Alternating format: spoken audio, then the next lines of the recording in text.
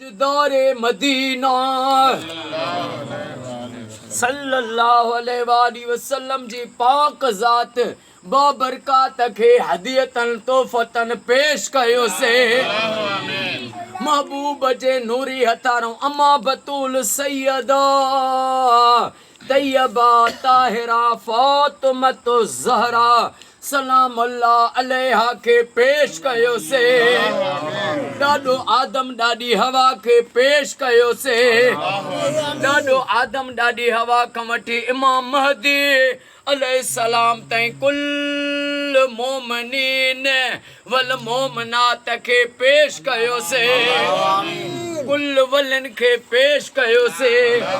साईं बादल फ़कीर साईं रहमतुल्लाह अलैह के ऐं बाबा मरहूम मोहम्मद छुटल मंगी साईं के पेश कयो से ADPP मरहूम गुलाम मुस्तफ़ा मंगी साईं के पेश कयो से जेके भी न दुआ में शरीक आहियूं असां सभिनी जा जेके भी वॾड़ा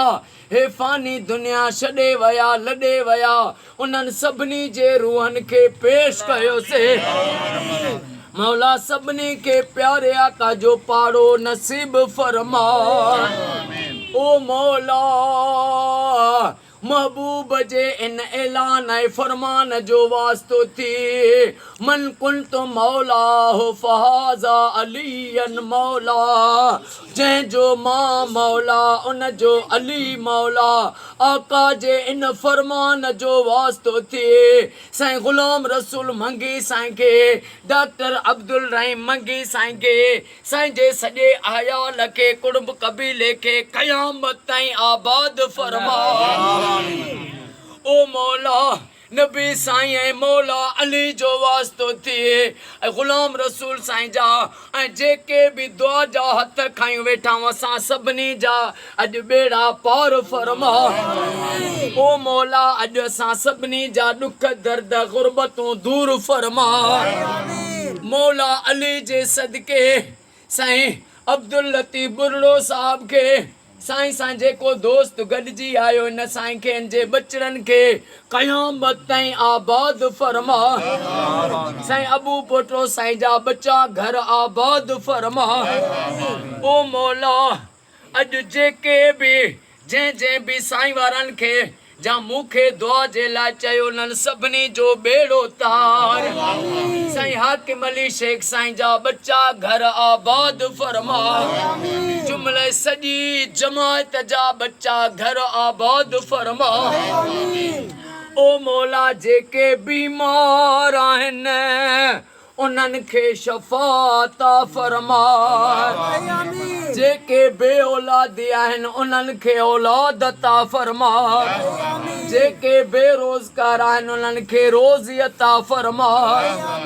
जेके आमीन आस्ते था चवनि इन्हनि खे ॾाढे आमीन नसीब फरमा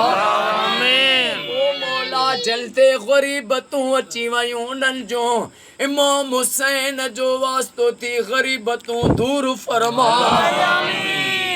ओ मौला सॼे सिंध में सॼे पाकिस्तान में सऊदीअ में ईरान में इराक में शाम में घर घर में सलवातूं थियनि अली अकबर जो वास्तो थी आहे दुआ मुंहिंजी क़बूल फरमा आका जी सारी उम्मत खे फिरके वारियत खां बचा साईं जो नंढड़ो जेको चाक न आहे उनखे सिहत अता फरमा इन्नल्लाह व मलाइकतहु युसल्लूना अलल नबी या अय्युहल्लज़ीना आमनू सल्लु अलैहि व सल्लिमू तस्लीमा अल्लाहुम्मा सल्लि अला सय्यदिना मुहम्मदिन नबिय्यिल उम्मी वाला आलिहि व सल्लिमू तस्लीमा ला इलाहा